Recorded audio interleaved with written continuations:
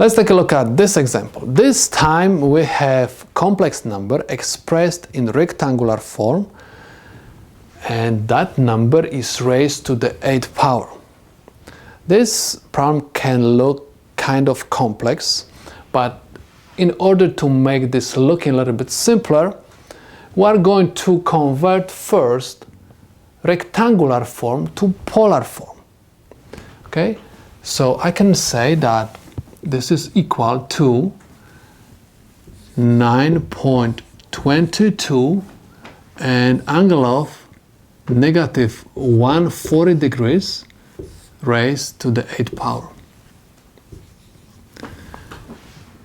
If there are any one of you who do not understand from where I get this number, you're supposed to review how to convert rectangular form to polar form.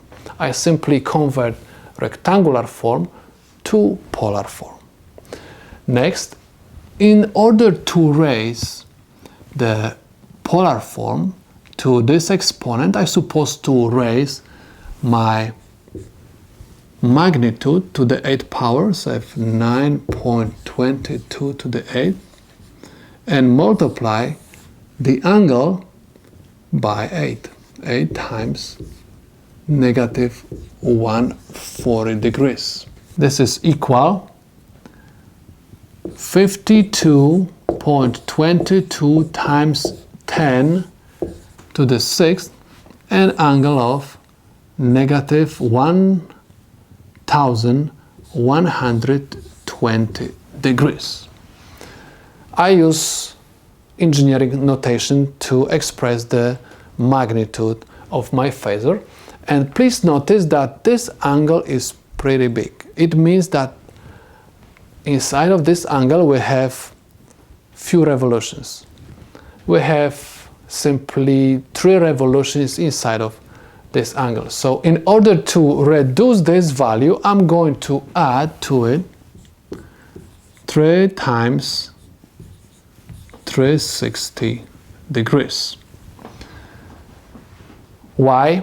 Because you're supposed to keep in mind that anytime you are going to add to the angle theta the multiples of 360 degrees, if you're dealing with degrees, the position of your phasor is going to be the same. So is equal 52.22 times 10 to the 6th, and angle of negative 40 degrees. And this is the solution to my problem.